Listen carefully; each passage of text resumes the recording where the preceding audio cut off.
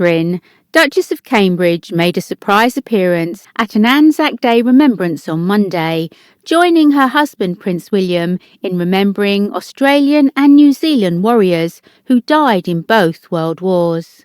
Leaving their 3 children at home for the event, the Duke and Duchess attended the service hosted by the Dean of Westminster on behalf of the Queen and joined hundreds of guests from Australia and New Zealand's communities in the UK at the Westminster Abbey commemoration service. It was a surprise appearance from the Duchess, whose presence at the service was only announced this morning. Earlier in the day, Prince William attended a wreath-laying ceremony at the Cenotaph in Whitehall on behalf of the Queen. According to the Telegraph, the Duchess had been expected to miss the service, but at the last minute it was announced she would be joining William at the Abbey after wreath-laying. Arriving at the ceremony alongside her husband, Catherine cut a crisp figure in a bright white knee-length dress coat designed by Alexander McQueen, featuring a nipped-in waist and V-neck collar. She paired the dress with a coordinating headband and finished off her monochrome look with a black suede clutch and black suede pumps. Catherine swept her brunette locks behind her shoulders for the occasion,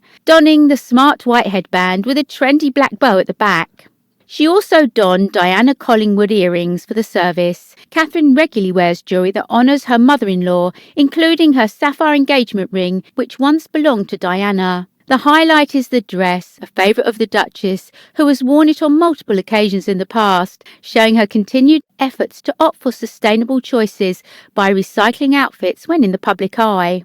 She wore the designer coat dress in 2015 to the christening of her second child, Princess Charlotte, at the Church of St Mary Magdalene in Sandringham. The Duchess has since worn the dress on 4 other occasions, including this Anzac Day on April the 25th, so it's fairly safe to say that it's one of her favoured styles. She re-wore the look in July 2016 for Trooping the Colour celebrations in London. In July 2017, while attending a commemoration ceremony in Belgium, she wore a pale yellow version in 2018 to the wedding of her brother-in-law, Prince Harry, to Meghan Markle, and finally had a pale blue version made to wear to the Royal Air Force's 100th birthday service in July 2018. Today's event kicked off as the Duke of Gloucester attended the dawn service at the New Zealand Memorial at Hyde Park, which included readings and the last post sounded by a bugler. Earlier in the day, Prince William laid the wreath on behalf of the Queen at the Cenotaph, and hundreds will take part in a parade, including members of veterans associations, service and ex-service personnel and their families. Some 300 to 400 former and serving military personnel and their families and members of the veterans associations gathered at the Cenotaph for the wreath laying. It is the latest in a series of commitments the monarch, who has just turned 96, has missed amid concerns over her health. In London, the Queen's cousin, Prince Richard, Duke of Gloucester, also attended a morning service at the New Zealand War Memorial. He laid a wreath and watched as a haka was performed. The Prince of Wales and the Duchess of Cornwall also marked Anzac Day.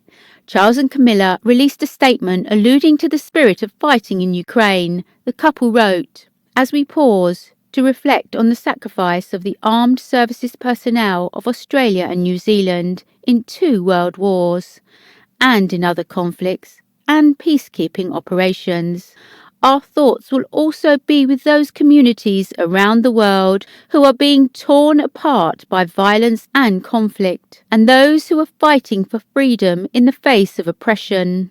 Anzac Day, April the 25th, marks the anniversary of the start of the First World War Gallipoli landings and is a natural day of remembrance for Australia and New Zealand.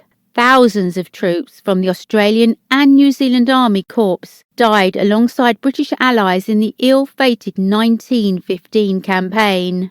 Its legacy is the celebration of the Anzac spirit of courage, endurance, initiative, discipline and mateship. Crowds in Australia and New Zealand joined Anzac Day services at dawn to commemorate the dead as the sun rose.